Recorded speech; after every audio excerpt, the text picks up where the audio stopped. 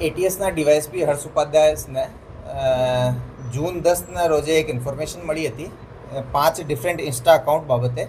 એમાં જે account name હતા કે સરિયત યા શહાદત, ફરદીન 3, મુજાહિદ 1, મુજાહિદ 3 અને સૈફુલ્લા મુજાહિદ 313. આ 5 ડિફરન્ટ અકાઉન્ટ્સ બાબતમાં જાણકારી મળી હતી. એ જે 5 અકાઉન્ટ્સ છે એ એક પ્રોસ્ક્રાઇબ ટેરરિસ્ટ ઓર્ગેનાઇઝેશન છે, અલ-કાયદા ઇન ઇન્ડિયન સબકોન્ટિનેન્ટ.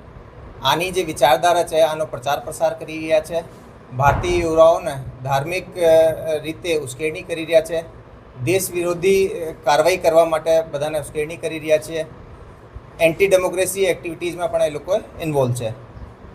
આ જે માહિતી હતી આ સિનિયર ઓફિસર્સ સાથે શેર કરવામાં આવેલી. એ પછી એક ટીમ બનાવવામાં આવેલી જેમાં SP K Siddharth, DYSP Harsh Upadhyay, PI Manan Ojha, PI Mrunal Shah, PSI RC Vadhvana, PSI PR Vasava, police constable Bharat Chaudhary અને ડિમ્પલબા વાઘેલા. આ લોકોની એક ટેકનિકલ ટીમનું સૌથી પહેલાં ગઠન કરવામાં આવેલ.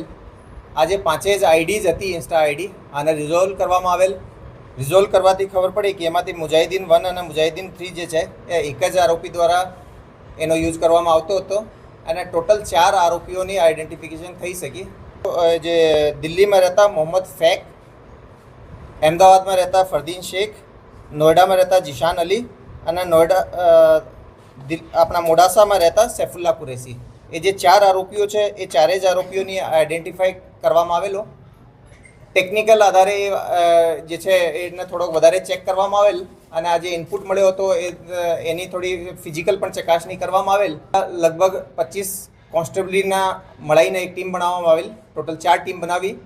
4 જ ટીમ અહેમદાબાદ, મોડાસા, દિલ્હી અને નોઈડા ખાતે મોકલવામાં આવેલી. સૌથી પહેલાં જે અમદાવાદ ફતેવાડીમાં રહેતા ફરદીનને ડિટેન કરવામાં આવેલ. આને પાસેથી અલ-કાયદાથી રિલેટેડ ઘણો બધો લિટરેચર પણ મળી આવેલ. સાથે સાથે હાલમાં જ એના દ્વારા એક તલવાર પણ પ્રોક્યોર કરવામાં આવેલી હતી, એ પણ એનાથી સીઝ કરવામાં આવેલી. એના સ્ટેટમેન્ટ આધારે જાણવા મળેલ કે એના જે સાથી જે છે, જે ઇન્ફોર્મેશન મુજબના 3 માણસો છે એ પણ આના જોડે સંકળાયેલા છે. આને એટીએસ ખાતે લઈને એફઆઈઆર દાખલ કરીને એ બીજા 3 લોકોનો પણ આમનો નામ ખોલવામાં આવેલો. 3 જે ટીમો હતી એના દ્વારા બીજા 3 આરોપીઓને પણ પકડવામાં આવેલ. આ લોકોનો જે ઇન્સ્ટા પ્રોફાઇલ છે એને જોતા એ લોકોએ ઘણા મોટા પ્રમાણમાં રેડિકલ કન્ટેન્ટ ક્રિએટ કરતા હતા, ફોરવર્ડ કરતા હતા, શેર કરતા હતા, કોલેબ કરતા હતા અને લોકોને આ રીતની ઉશ્કેરણી કરતા હતા. ઇન્સ્ટાગ્રામ ઉપર વિવિધ અકાઉન્ટ્સ પણ અને ગ્રુપ્સ બનાવેલા છે જેમાં એ બીજા લોકોને આ રીતે તૈયાર કરતા હતા. આમાં જે મુખ્ય માણસ મોહમ્મદ ફેક છે, જે દિલ્હીનો નિવાસી છે, એ પાકિસ્તાનના જે ઇન્સ્ટા અકાઉન્ટ છે જે કે આ જ ઓર્ગેનાઇઝેશન સાથે જોડાયેલા છે, આ લોકો જોડે લાઈવ કોન્ટેક્ટમાં હતો અને આ લોકોથી વિભિન્ન જે જિહાદી એક્ટિવિટીઝ માટે એ સાથે મળીને લોકો કામ કરતા હતા. આ 4 જને અહીંયા લઈને આપણે જે એફઆઈઆર કરવામાં આવેલી છે એમાં યુએપીના સેક્શન 13, 18, 38, 39 અને બીએનએસની કલમ 113, 152, 196 અને 61 મુજબનો ગુના દાખલ કરવામાં આવેલ છે.